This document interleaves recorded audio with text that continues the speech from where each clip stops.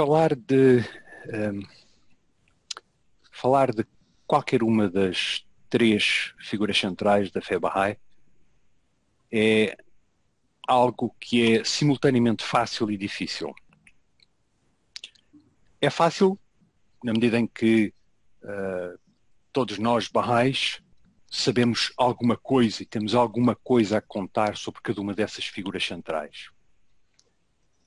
E é difícil porque tudo o que digamos, tudo o que possamos dizer será sempre insuficiente para descrever a condição, a posição espiritual e sublime de cada uma dessas três figuras centrais. E, além disso, as palavras nem sempre são adequadas. São insuficientes para fazer essa descrição. Mas, apesar disso, eu achei que devia tentar fazer uma apresentação sobre Abdu'l-Bahá e propô-la aos amigos como um modelo para eventualmente ser usado ao longo da celebração do centenário da ascensão de Abdu'l-Bahá. Portanto, é uma tentativa pessoal e cada um de vós fará a sua avaliação sobre os méritos e os desméritos desta apresentação. Claro que cada um de nós, a fazer uma apresentação desta, a falar sobre cada uma das figuras centrais, terá a sua própria visão, a sua própria perspectiva, e o que eu vou apresentar aqui é a minha perspectiva, é a minha visão. Os tópicos que eu vou falar são estes que estão aqui descritos.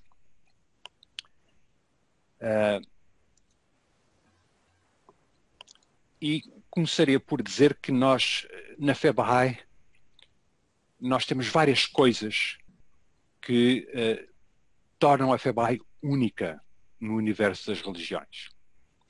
Nós temos dois manifestantes de Deus, quando todas as outras religiões têm apenas um único. Nós temos o conceito de revelação progressiva, que nos apresenta a religião como um processo que inspira e acompanha a evolução de toda a humanidade. Nós temos, além do conceito de aliança, isto é, aquela sequência de mensageiros de Deus que são enviados à humanidade de acordo com aquela aliança estabelecida entre Deus e Abraão. Portanto, apareceu Abraão, apareceram os patriarcas, Moisés, Jesus, Maomé, e nós acreditamos que no âmbito dessa aliança aparecem agora também o Bab e Bahá'u'lláh. Nós temos também na fé Bahá'í a aliança menor, que tem a ver com a sucessão de Bahá'u'lláh. A passagem da liderança para o seu filho, Abdu'l-Bahá. Ora, na fé Bahá'í, Abdu'l-Bahá é o centro da aliança de Bahá'u'lláh, portanto está no centro dessa sucessão. Ele é o intérprete das palavras de Bahá'u'lláh e ele é um modelo de vida para os crentes. Portanto, Abdu'l-Bahá é uma figura única, não só na fé Bahá'í, mas também na história de todas as religiões. Um pouco sobre o que foi o início de vida de Abdu'l-Bahá.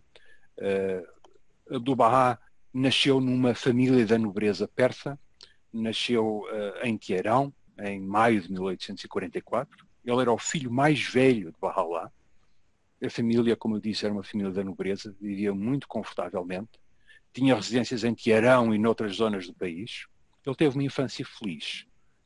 Não recebeu uma educação formal, no sentido de ter ido à escola, mas ele foi educado em casa pelo tio, pela mãe e pelo próprio Bahá'u'lláh.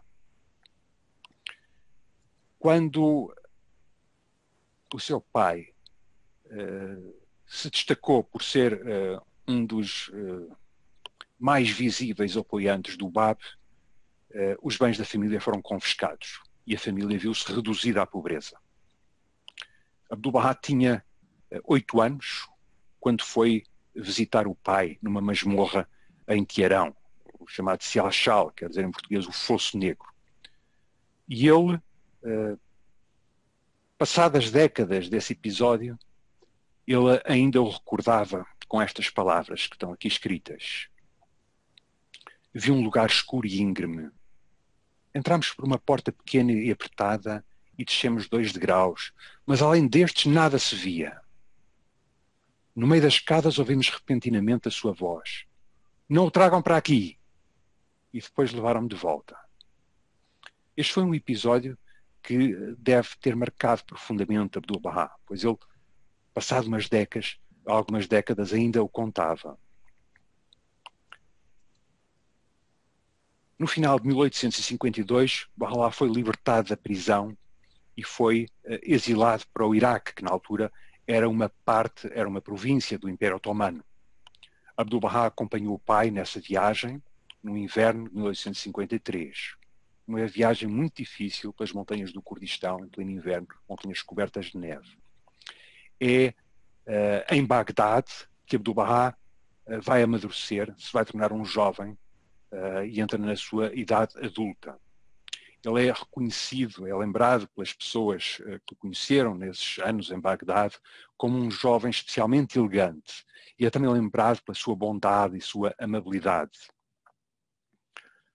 Só como nota de curiosidade, essa ilustração que vem aí é uma ilustração de Bagdade, feita em 1861, creio que por um viajante ocidental.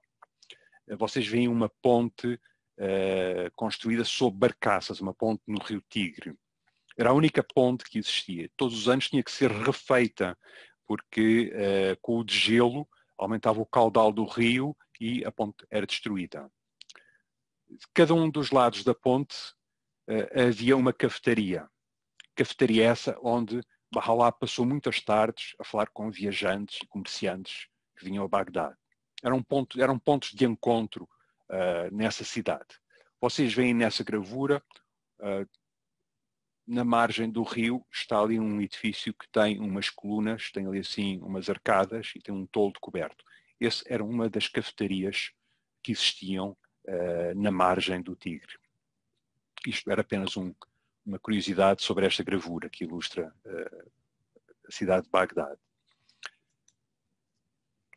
Abdu'l-Bahá acompanhou seu pai nos exílios para Constantinopla, para Adrianópolis e para Aca e torna-se naturalmente um secretário e um escudo protetor para o pai. Era também um conforto para a família.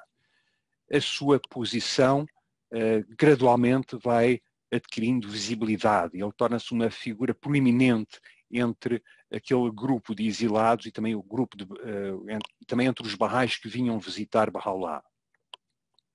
Durante o último exílio em Aca, ele é claramente o principal ajudante do pai e é o responsável por contactos com autoridades civis, religiosas, militares. Qualquer problema que houvesse, qualquer situação que fosse necessário contactar com autoridades, era Abdu'l-Bahá que lá estava para falar em nome do seu pai. Esta é uma das fotografias mais conhecidas do grupo de exilados que acompanhava Bahá'u'lláh. Aqui está Abdu'l-Bahá com alguns dos seus irmãos e alguns dos companheiros de exílio de Bahá'u'lláh. É, como disse, uma das fotografias mais conhecidas desse grupo de exilados. Abdu'l-Bahá adquiria crescente visibilidade, não só pelas funções que desempenhava, mas também pela forma como Bahá'u'lláh se referia a ele. Há uma epístola, que é a chamada Epístola do Ramo, que é revelada salvo em Adrianópolis, onde Bahá'u'lláh se refere ao seu filho mais velho em termos profundamente elogiosos, que destacam, de facto, a sua condição espiritual. Em várias das suas escrituras, Bahá'u'lláh refere-se a si como uma árvore sagrada, que ele chama o Sadratul Muntaha.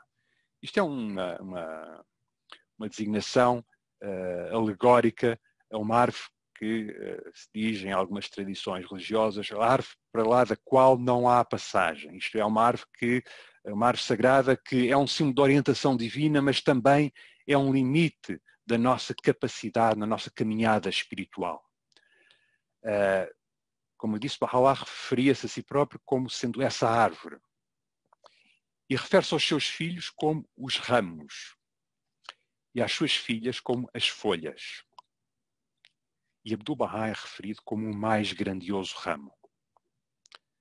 E nesta Epístola do Ramo, Bahá'u'lláh escreve isto sobre o seu filho. Nasceu do Sadratul Muntaha este ser sagrado e glorioso, este ramo de santidade. Feliz aquele que procurou o seu abrigo e vive sob a sua sombra.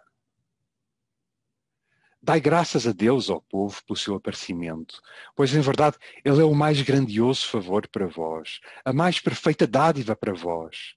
Ele é a confiança de Deus entre vós, o seu cuidado entre vós, a sua manifestação para vós e o seu aparecimento entre os seus servos favorecidos. Abdu'l-Bahá era uma dádiva que Deus nos deixou. E Bahá'u'lláh diz, enviámo-la na forma de templo humano. E, portanto, isto para mostrar que a posição de Abdu'l-Bahá, a sua condição, não era só das funções e do papel que ele desempenhava entre aquele grupo de exilados e os visitantes que surgiam, era também destacada pelo próprio Bahá'u'lláh.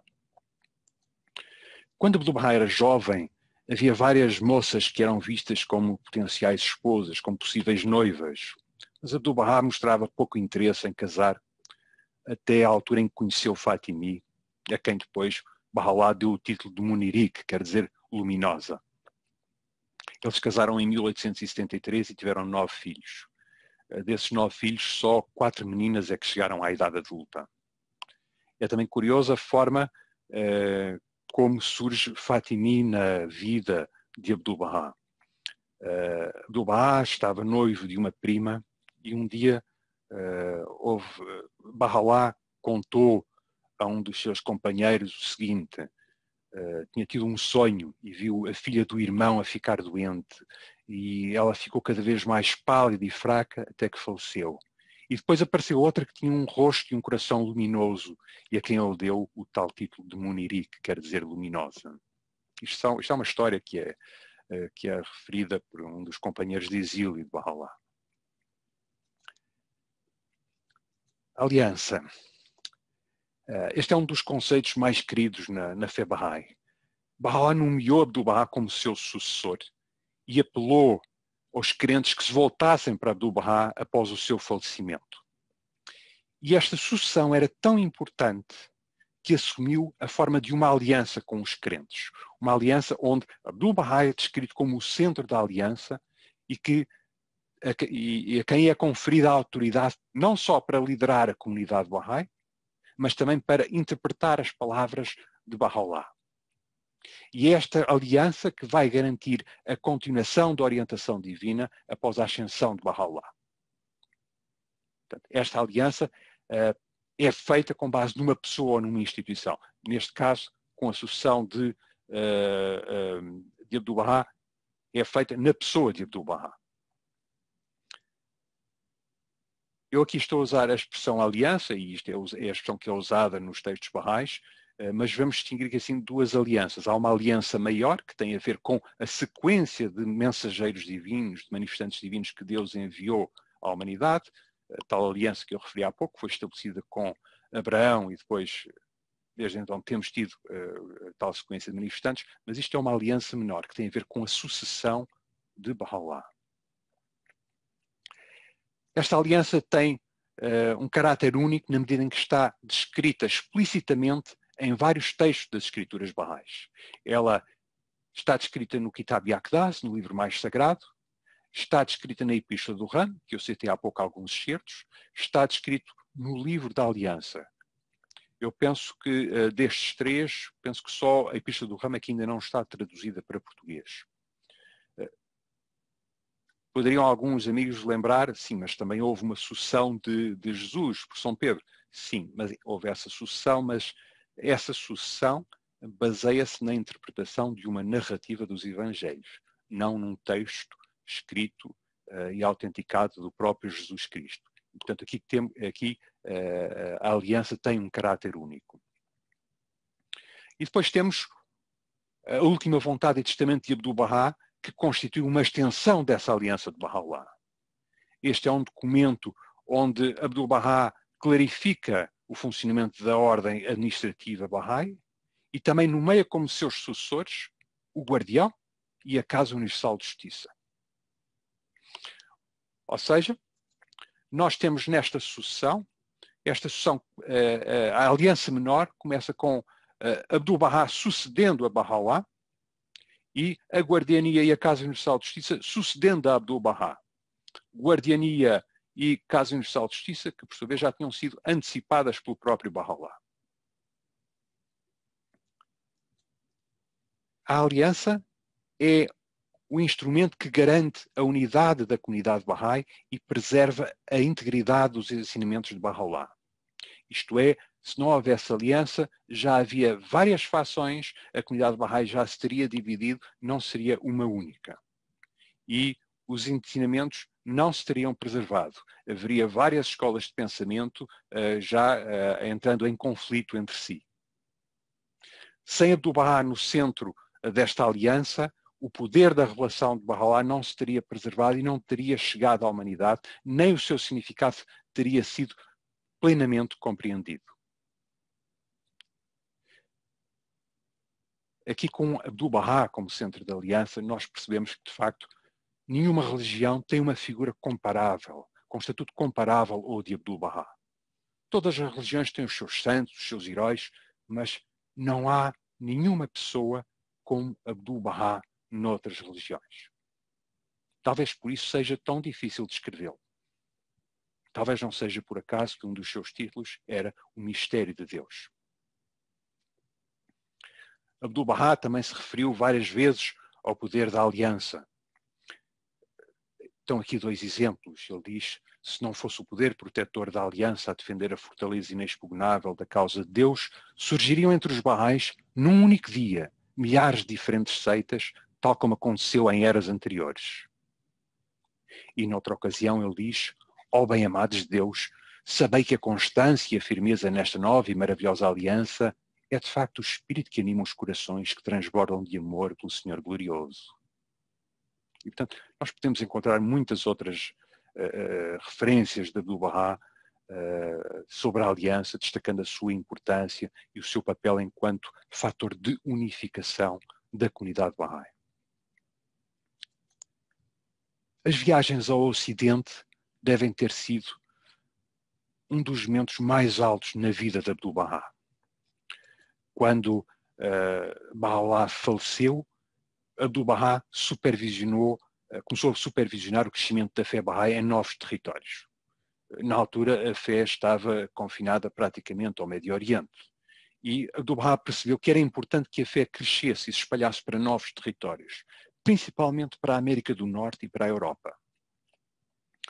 Ele começa a receber um fluxo de peregrinos, não só orientais, mas recebe também os primeiros peregrinos ocidentais, no final do século XIX, mantém correspondência com Bahá'ís e pessoas interessadas na fé Bahá'í, pessoas que vinham de todo o mundo, e simultaneamente mantinha uma vida de serviço à população de Aca, onde ele vivia, na Palestina. Vocês têm aí fotografias de Abdu'l-Bahá recebendo peregrinos, e percebe-se pela maneira como estão vestidos que são peregrinos ocidentais, e têm também a capa de um livro que é An Early Pilgrimage, uma primeira peregrinação, escrito pela May Maxwell, a mãe da Rui Hanun, em que ela descreve que foi aquela experiência da primeira peregrinação, do primeiro grupo de peregrinos ocidentais terem ido à Terra Santa e terem estado na presença de Abdu'l-Bahá. Ele recebia estes peregrinos, mas era ainda um prisioneiro e um exilado. Ele formalmente continuava prisioneiro do Império Otomano. Até que em 1908 se dá a Revolução dos Jovens Turcos e ele, Abdu'l-Bahá, já nos seus 64 anos de idade, foi libertado. Ele vê nessa libertação uma janela de oportunidade para viajar, para ajudar à expansão da fé Bahá'í. E em 1910 ele viaja para o Egito, onde fica durante alguns meses, e no ano seguinte vai à Europa. E nessa primeira viagem à Europa ele vai até estar algumas semanas junto ao Lago Lemano, ali entre a França e a Suíça, e depois vai à Grã-Bretanha e vai a Paris. E durante estas visitas ele teve a oportunidade de falar com muitos Bahá'ís, contactar líderes de pensamento, autoridades locais, jornalistas e artistas.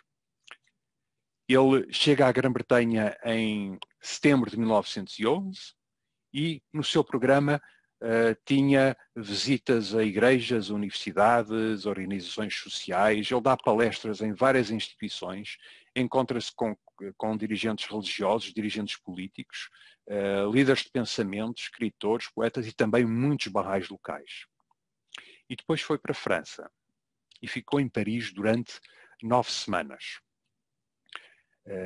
Durante 9 semanas esteve num apartamento na Avenida Camões, apartamento que hoje é propriedade da comunidade Bahá'í de França e pode ser visitado. Esse apartamento é considerado um dos locais sagrados da fé Bahá'í aqui na Europa. Eu sugiro vivamente aos amigos que tenham a oportunidade de visitar Paris, que aproveitem para visitar o local. Nós, há alguns anos atrás, fizemos um programa sobre a visita de Abdul Bahá em Paris. Eu depois vou partilhar o link desse programa de televisão convosco. Aqui na capital francesa, ele dá palestras quase diariamente, entre 16 de outubro e 26 de novembro. Visita várias igrejas, várias organizações religiosas e sociais ali na capital francesa e, em dezembro, volta ao Egito.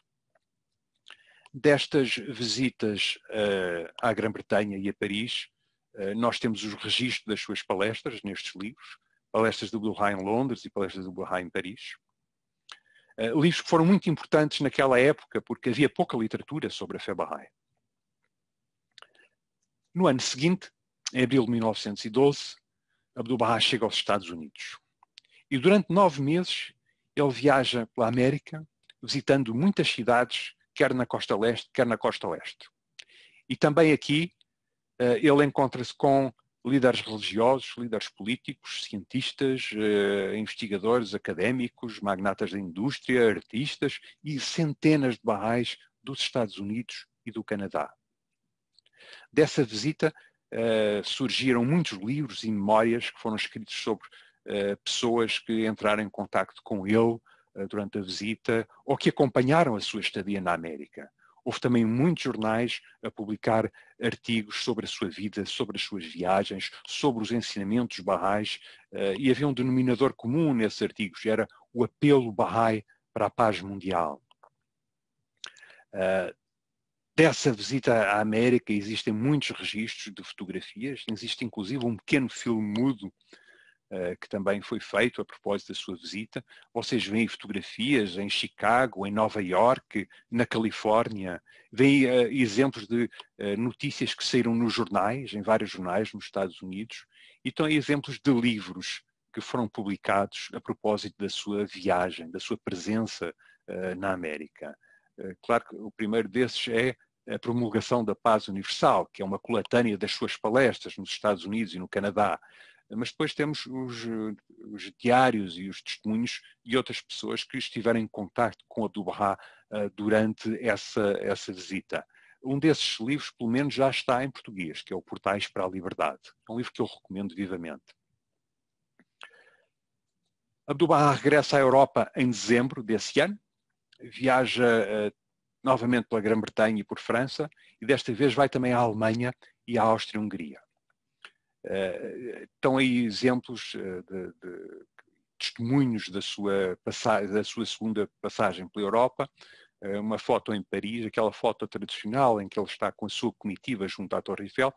Essa foto é tirada em janeiro de 1913, uma foto em Londres, outra em Stuttgart, na Alemanha, outra em Budapeste. Está uma placa que está no Parque do Museu Nacional em Budapeste e outra foto de um monumento que foi erguido na Alemanha, numa das localidades que ele visitou. Este monumento foi destruído no tempo do nazismo, mas há coisa de uns 10 anos atrás foi erguida uma réplica deste monumento. Os últimos anos de Abdul Bahá foram passados na Terra Santa. Abdul Bahá, no final da sua segunda visita na Europa, afirmava que queria regressar à Palestina, queria estar junto dos túmulos sagrados, porque a Europa parecia um grande arsenal de armamento e estaria prestes a explodir uma guerra. Quando a guerra eclode, Abdul Bahá está na Palestina. A Palestina fazia parte do Império Otomano, que estava aliado com as potências continentais, e, portanto, as comunicações com os amigos que estivessem em França, ou nos Estados Unidos, ou Inglaterra, eram extremamente difíceis. E, portanto, ele quase não conseguia ter comunicações para o exterior da Palestina. Além disso, ele era constantemente ameaçado por um comandante militar otomano que dizia que o queria matar e que havia de destruir todas as propriedades bahá'ís na Palestina. Para a população da Palestina, as condições de vida eram terríveis. Vivia-se tempo de guerra, que era também um tempo de privações, porque todos os abastecimentos alimentares iam prioritariamente para o exército. Mas Abdu'l-Bahá tinha lançado vários empreendimentos agrícolas no Vale do Jordão, tinha planeado o armazenamento e começou a realizar a distribuição de alimentos e cereais à população civil. Portanto, ele salvou muitas pessoas da fome durante os anos da guerra. É também durante os anos da guerra que Abdu'l-Bahá escreve um conjunto de epístolas dirigidas aos Bahá'ís dos Estados Unidos e do Canadá. São as chamadas epístolas do plano divino, em que Bahá'u'lláh orienta os Bahá'ís americanos na expansão da fé, em que países se devem fixar, onde se devem estabelecer e tentar fundar novas comunidades Bahá'ís. E há uma curiosidade particular nestas epístolas, que, como eu disse, referem praticamente todos os países que existiam naquela época, mas estas epístolas referem também uma cidade do Brasil, a cidade da Bahia. Por 2 vezes, Abdu'l-Bahá menciona a cidade da Bahia. Numa das vezes ele escreve isto: visitai especialmente a cidade da Bahia na costa leste do Brasil. Em anos passados, esta cidade foi batizada com o nome Bahia. E isso foi, sem dúvida, através da inspiração do Espírito Santo. Eu acho que se eu fosse Bahá'í brasileiro, eu estaria muito, muito orgulhoso com esta referência de Abdu'l-Bahá a uma cidade do meu país. Mas não sou. Mas não deixo de ter interesse nesta citação, obviamente. No final da guerra, devido ao trabalho de assistência à população da Palestina durante os anos da guerra, os britânicos atribuíram a Abdu'l-Bahá o título de Cavaleiro do Império Britânico. E, um ano mais tarde, Abdu'l-Bahá faleceu. Foi em novembro de 1921. No seu funeral estiveram presentes cerca de 10.000 pessoas das mais diversas origens religiosas. Então, passados 100 anos, ou quase 100 anos, sobre a ascensão de Abdu'l-Bahá, podemos questionar-nos o que é que o mestre nos deixou. Eu identifiquei 4 coisas. Ele deixou-nos um modelo de vida, um modelo, uma demonstração clara do que são os ensinamentos de Bahá'u'lláh em ação. Certo, ele era intérprete autorizado das Escrituras, mas sobretudo aquele modelo para nós. Esse modelo, nós vimos com o exemplo dele, ele deu um enorme prestígio à fé, ele fomentou o crescimento da comunidade Bahá'í por todo o mundo. Depois, ele deixou-nos a expansão da fé no Ocidente. Isso é uma parte importantíssima do seu legado. Aquelas viagens de Abdu'l-Bahá à Europa e aos Estados Unidos permitiram que aquelas comunidades Bahá'ís recém-nascidas em várias cidades europeias e americanas, aquelas comunidades crescessem, se consolidassem e que os crentes obtivessem um conhecimento mais profundo da fé. A presença dele no Ocidente atrai a curiosidade de jornalistas, de líderes de pensamento, de dirigentes religiosos, de académicos. É curioso que é durante estas visitas que surge uma descrição sistemática dos princípios fundamentais da fé Bahá'í. Aquilo que nós às vezes vemos descrito como os 12 princípios da fé Bahá'í, isso surge durante as palestras dele na Europa e nos Estados Unidos. Às vezes são 12 princípios, outras vezes são 9, outras vezes são 15, outras vezes são 10, mas é uma forma sistemática de apresentar a fé Bahá'í. Quais são os ensinamentos fundamentais? Estão ali naquele conjunto de princípios que ele vai apresentando. E a verdade é que a visita aos Estados Unidos permitiu que a comunidade Bahá'í dos Estados Unidos adquirisse um papel preponderante na expansão da fé, que vai ocorrer mais tarde, já durante os anos do Guardião. Depois, a ordem administrativa. Abdu'l-Bahá dedicou uma parte significativa do seu ministério à promoção e ao estabelecimento de instituições bahais. É ele que orienta as primeiras iniciativas educativas, sociais e económicas de diversas comunidades bahais. Além disso, ele tinha uma simplicidade, que eu diria que é brilhante, na forma como apresentava a fé. Fossem pessoas de elevada condição, de baixa condição, ele sabia apresentar a fé de Bahá'u'lláh com o objetivo de renovação social e espiritual da sociedade. Quarto ponto do seu legado, as suas escrituras. Sendo uma das figuras centrais da fé Bahá'í, os textos e as palestras de Abdu'l-Bahá integram o corpo das escrituras bahais. E nessas escrituras de Abdu'l-Bahá nós temos diversos tipos de textos. Está aqui uma classificação desses textos. Nós temos epístolas que são dirigidas a indivíduos, às vezes com temas genéricos, outras vezes são temáticas.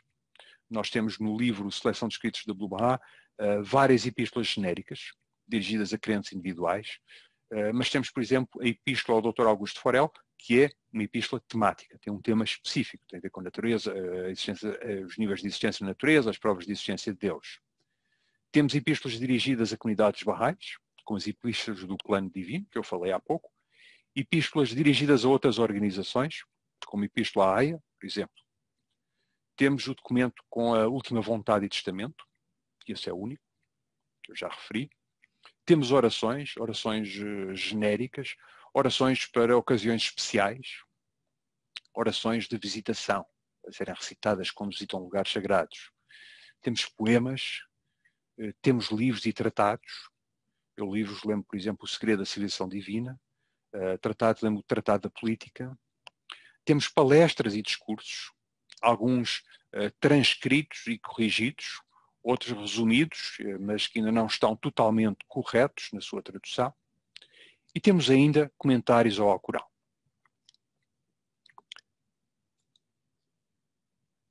Lembro umas palavras de Shoghi Effendi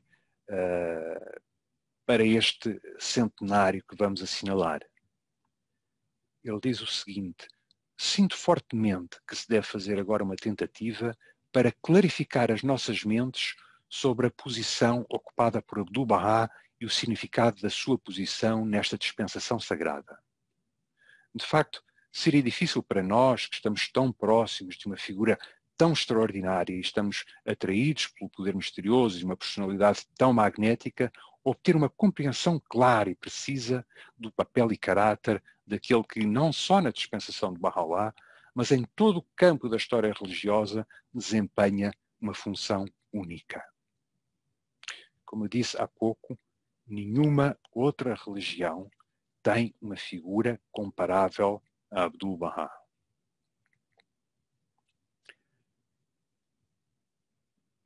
E que havia, qual a melhor maneira de terminar esta exposição sobre o amado Mestre, se não mesmo com as suas próprias palavras.